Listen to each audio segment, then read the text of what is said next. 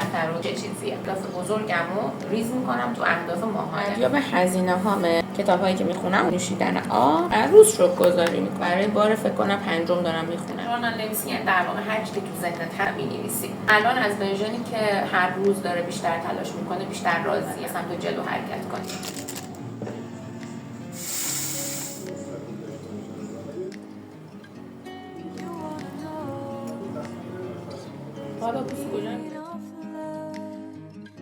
همیشه وقتی میرم سراغ دفترام و توی ویدیوهام ازش ویدیوهای کوتاه میذارم، از من میپرسید چیه. امروز اومدم تا بهتون بگم توی این دفتر و کتابایی که اینجاست چه چیزیه. من تقریبا هر سال اول هر سال یه سری اهداف دارم که می‌نویسم، اهداف‌های شخصی و اهداف‌های کاری. و توی 2 تا سطر اینا رو جداگونه می‌نویسم. از دور بهتون نشون میدم چون این مقدار شخصی هم. اینجا اهداف کاری و اینجا اهداف شخصی. نمیدونم چقدر معلومه. همه رو دونه دونه می‌نویسم، البته به صورت کلی و بعد شاخه بندی می‌کنم به صورت جزئی. و اهداف بزرگمو یه علامت قرمز کنارش میذارم و بعد هر ماه میام اون اهداف بزرگمو ریز میکنم تو اهداف ماهانه و مثلا میگم الان شهریور ماه چه چیزی هدف امسالمه، این ماه همه توی اون ماه گرده میام مینویسم. این در واقع بولت ژورنال منه که خیلی شخصیه. قبل این من خیلی بولت ژورنال استفاده میکردم و داشتم، آماده بود از بیرون میگرفتم و اینا، ولی بعد متوجه شدم اون چیزی که خودم بنویسم خیلی بهتر و تصمیم گرفتم که این کار رو انجام بدم. اهداف کاری و اهداف شخصیمو دو تا ستون مجزا می‌نویسم و بعد مخارج و پس‌اندازم رو به صورت ماهانه کلی اینجا می‌نویسم که درآمدها چجوریه و خرج‌کردها. و بعد ردیاب هزینه هامه که چه چیزایی توی ماه بیشتر از همه خرید کردم، ماه‌های سال و لباس، قبض، قسط، خرید خونه، تفریح، خوراکی و خیلی چیزای دیگه. اینجا برای کتاب‌ها و پادکست‌هایی که گوش می‌کنم، البته که یه مدت ننوشتم ولی خب الان راجع به اینا بهتون توضیح میدم. هر یه دونه از این مربع رو تقسیم بر 2 تا ماه کردم و توش پادکست‌ها و کتاب‌هایی که می‌خونم اون می‌نویسم. اینجا هم تاریخ تولد رو می‌نویسم و بعد شروع ماه فروردین شروع میشه. از 1 تا 30 علامت میزنم و بعد هر چیز رو که خرج میکنم رو به صورت کلی اینجا مینویسم و بعد توی روز مینویسم چقدر خرج کردم، میوه، مرغ، خوراکی، لباس، لبنیات، تفریح، مغازه، قبض، قسط و چیزای متفرقه. حالا میریم سراغ هابیت ترکر فروردین ماه هم که ردیاب عادت ها میشه در واقع. بازم 30 روز ماه رو میکشم و بعد اینجا کارهایی که دوست دارم توی اون ماه انجام بدم رو می‌نویسم. من مدیتیشن، کتاب، اینکه چقدر آب بخورم، سالم خوری، ورزش، ویدیو گرفتن، ویدیو آپلود کردن، شکرگزاری، زبان انگلیسی و فستینگ. چیزایی که من رعایت میکنمشون. البته که همونجوری که میبینید این بازه الان خالیه و این چون تعطیلات فروردین ماه بوده و من هیچ کاری نکردم. دوباره یه بازه انجام دادم و دوباره آخرش انجام ندادم. تقریبا خیلی کم پیش اومده که 1 ماه کامل انجام بدم. این ردیاب کتابمه که باز دوباره تو هر روز که کتاب خوندم علامت زدمشون. ردیاب آب خوردن به خاطر اینکه من خیلی کم آب میخورم. ردیاب آبم اینجاست و این پادکست های آموزشیه که گوش میکنم. بر اساس دقیقه تایم گذاشتم و بعد اینا رو پررنگ کردم.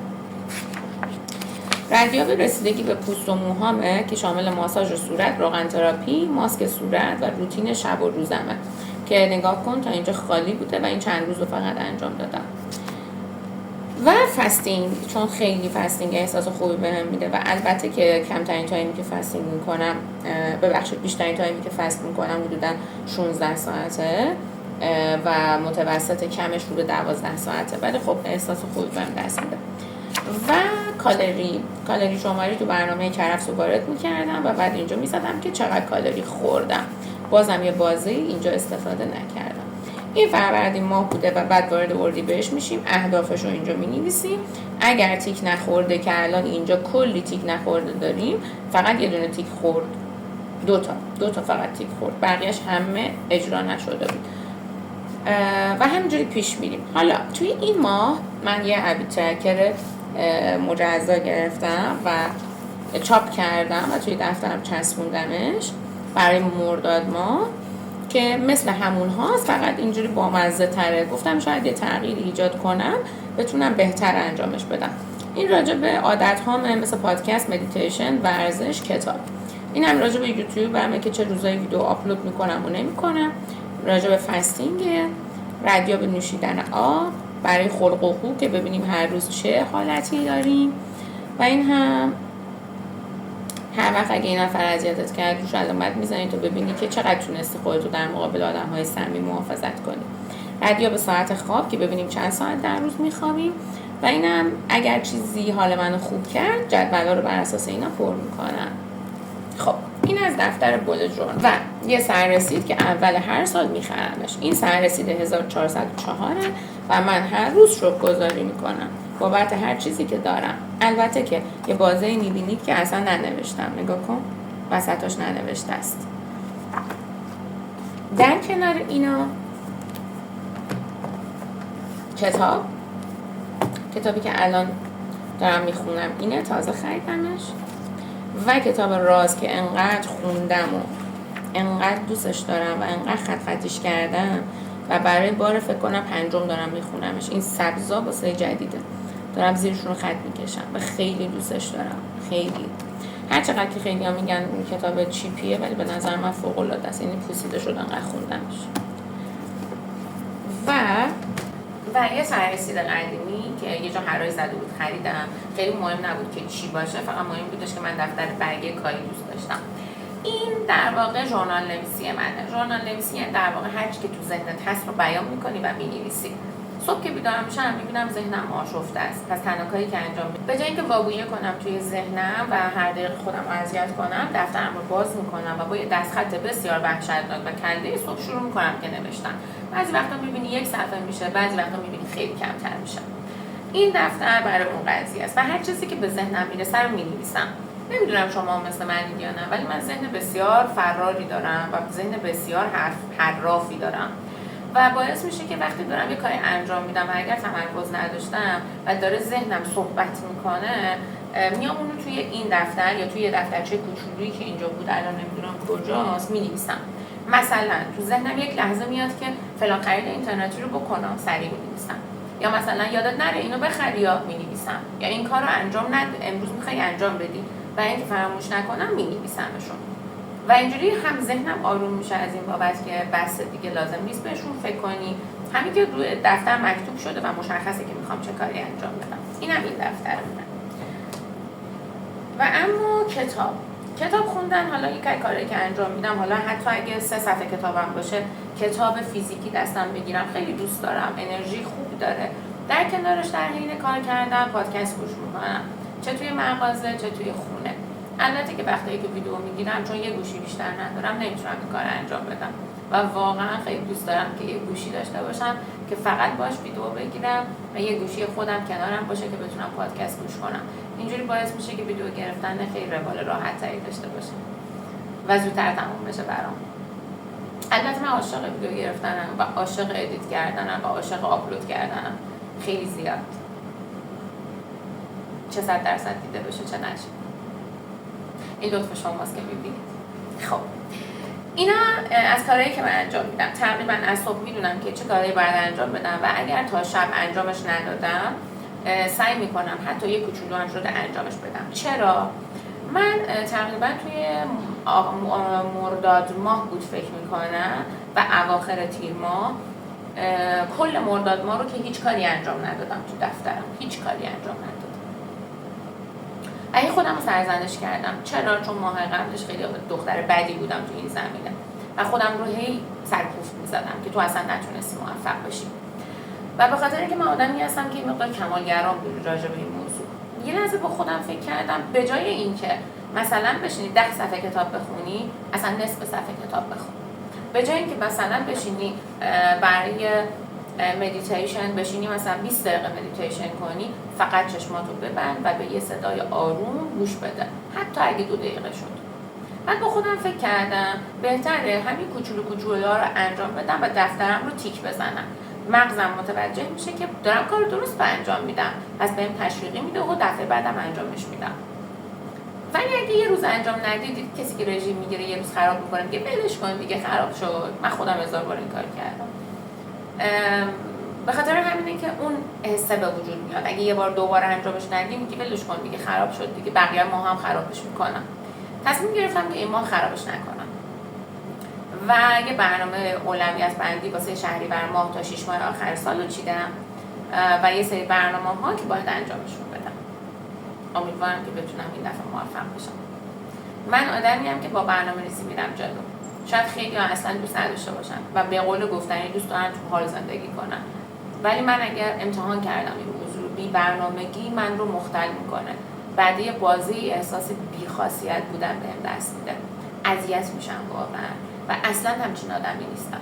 اما من این کار رو تقریبا 6 ساله دارم انجامش میدم و دفترهای قبلیمو هنوز دارم. اولا فقط از یه سررسید شروع میشد، سررسید شاید کوچولو که پایینش کارهایی که روزانه باید انجام بدم رو می‌نوشتم و بعد آخر شب تیک می‌زدم. همین، مثلا ورزش کن، نهار درست کن، اتاقو تمیز کن، فلان کن. ولی بعد همینجوری گسترده تر شد. از خودم بیشتر خواستم که کار انجام بدم و از خودم متوقع تر شدم و الان از ورژنی که هر روز داره بیشتر تلاش میکنه بیشتر راضیم، تا اینکه خیلی‌ها میان میگن نه چه کاریه، در حال زندگی کن، زندگی همین لحظه است.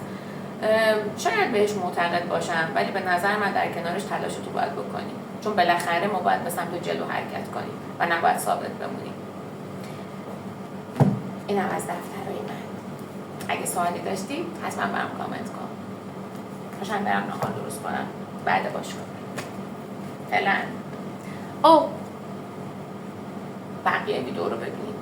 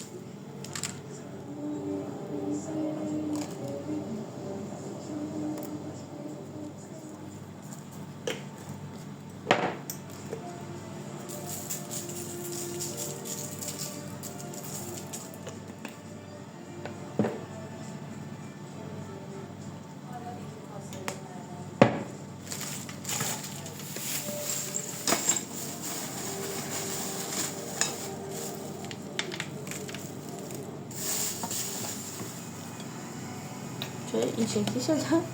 سوی قیز شد که من رسیدم اصلا بو میگن میگیرن من یه جاییم داره میخواره. کجا بخوانم بعد؟ نه من خواهم با بخواه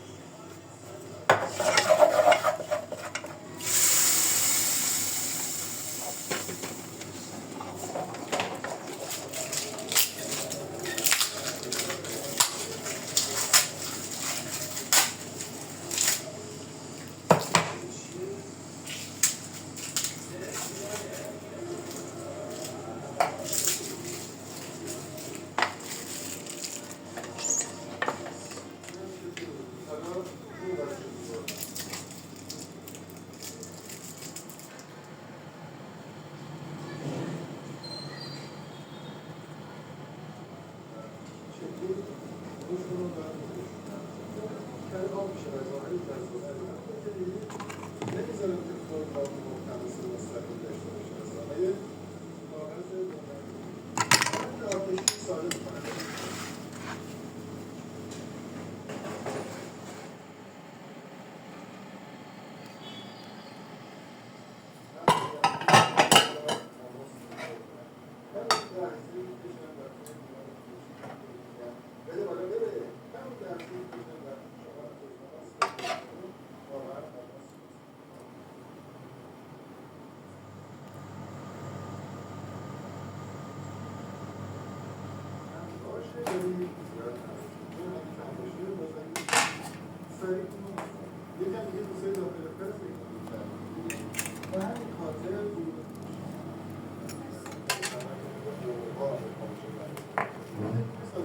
بشین شدی